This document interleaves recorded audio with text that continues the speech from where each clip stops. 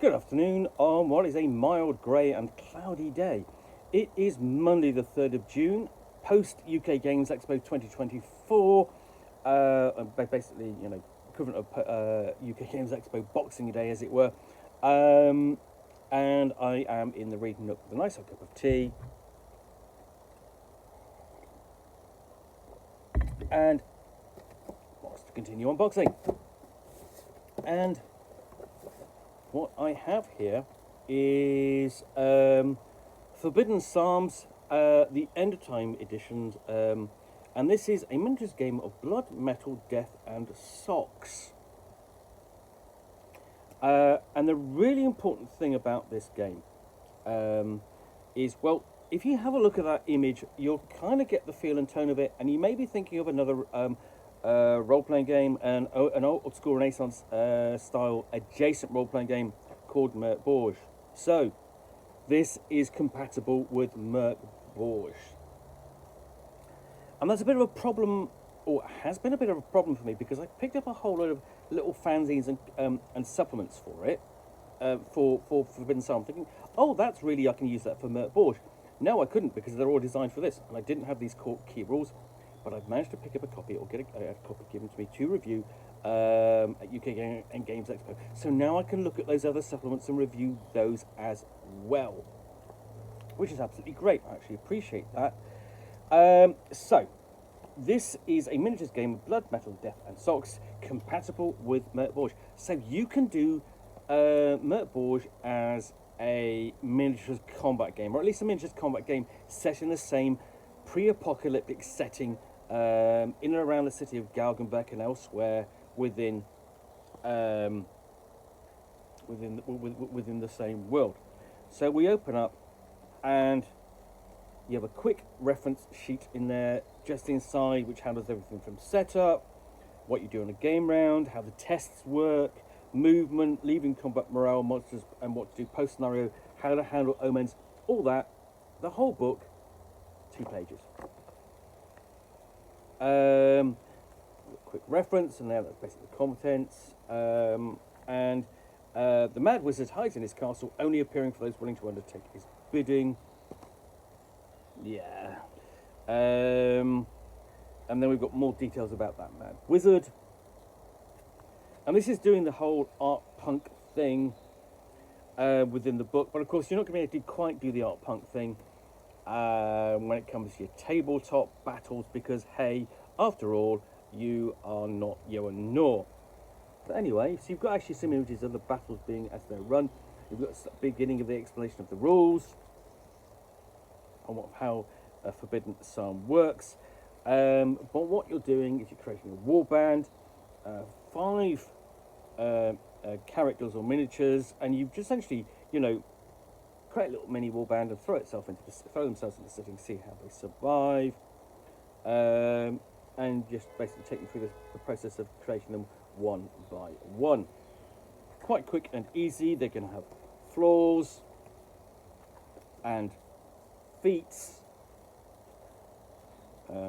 carry a few items and pieces of equipment and some weapons. If they're lucky, wear some armour. Here we've got a list of all the stats and states and properties, like, you might have something that does automatic fire, armour piercing, ranged, smoke, it gives off smoke, requires 2 hands, and so on. Also, reading a scroll, because scrolls are quite an important thing to find in this setting. You can take those between battles, and they can have various different roles, effects, but you've got a list of the clean scrolls, and what you're rolling, excuse me, hay fever for you, and talking a lot over the course of the weekend, but you're actually rolling a D44. That's a new one on me. You're notice you're rolling a D66, but you've got unclean scrolls as well. So they're going to have a worse side effect. You can have pets, go into battle with your mount, or the goodest doggo, or a snail stroke slug wizard, which I think is very funny. You can hire mercenaries, including a survivor of the last war, a space penguin. So it's not entirely serious. And then we actually get on to how to play the game. So you're basically picking a scenario, and then just sort of basically going through the steps, rolling initiative, deployment, what you could do on each round, making tests, movements. Okay, when you start play, how to activate a model, combat, both melee and ranged attacks, damage, and so on. How to leave combat, how to drag models. So essentially, what you can do is, I'm going to take my fellow team member, my squad member, my band member is down. I'm going to pull him off the battlefield with me. How to handle morale. What happens when you're down? What happens when you're down? What happens when you're dead? What happens when you're both down and dead? This is the possible omens which might come into play. Weathering conditions, so darkness, partial darkness, that sort of thing. And then we go on to monsters that you might face. I've got a flow chart for the monsters' actions. Then we've got the monsters themselves, like Acid Slime Bob, the Blind Spider Queen, Animal Cultists, so a big selection of those, a Blood Rage Vampire, Bone Horrors, Cathpalug,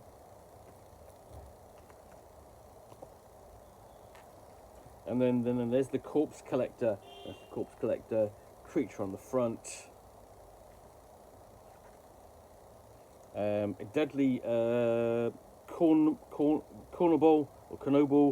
a disembodied ghoul, or dismembered ghoul, I should say, dismembered ghoul. So lots of these creatures. I mean, I think this. I'm going to just flick through some of them. So you've got plenty of different monsters in here.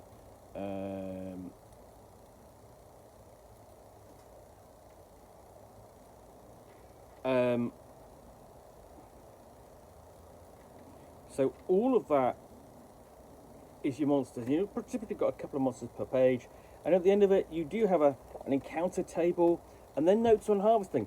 Even at the end of it, there are those who will pay well for sweetmeats. When a monster is dead, a model can take an action to harvest from them. Monstrous sweetmeats. And then when you get basically preparing for play, so you can set up the board how you want. You're really sort of playing in like a 2-foot square kind of section, and then we've got the scenarios. So all this is the rules and the monsters and everything, and the rules are really quite light. Here we've got sections on the scenarios, how to use them as a campaign, what happens when you suffer injuries between games,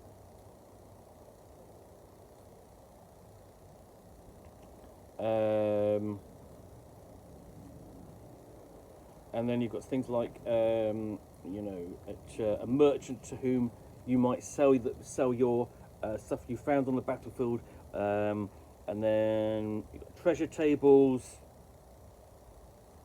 including relics you might find, and then you're into the Mad Wizard's Tea. Dashed Hope. So you've got in general what you've got here is essentially general description. You've got a reward, how to set the battlefield up, how to deploy, and then essentially the game limit. This game is, for example, this one is Dashed Hope is a game ends after 6th round.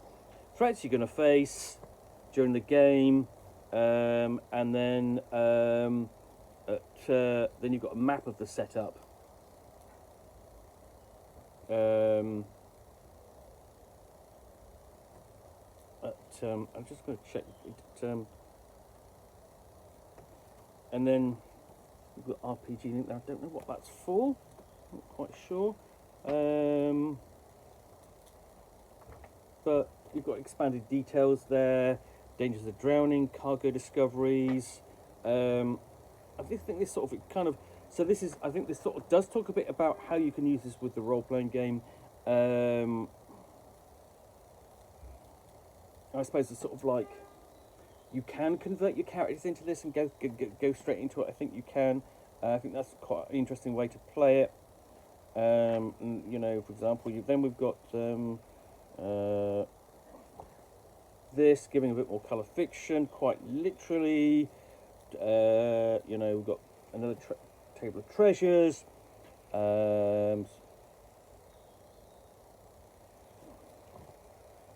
So this is all quite expansive with it. There's lots of background here.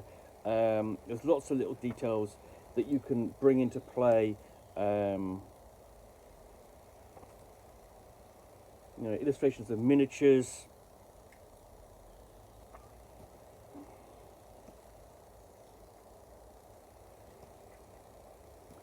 But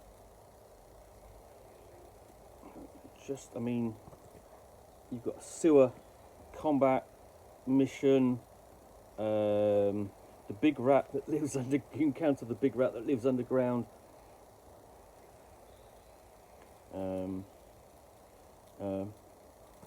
Nice titles like What We Do in Life Echoes in Eternity. And we build up towards, like, you know, the Wizard's Tower, and including basically encountering Vriprix, the Mad Wizard.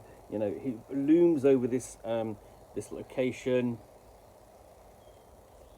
So, I mean, in terms of playable content, this is actually really fantastic. In just one book, you have 26 scenarios. 26 scenarios you can bring to the table and play. You've got a guidance on how to create your own scenarios. 3 or 4 player rules, you know, so you can play to co-op versus and scenario specific rules, so you can expand it.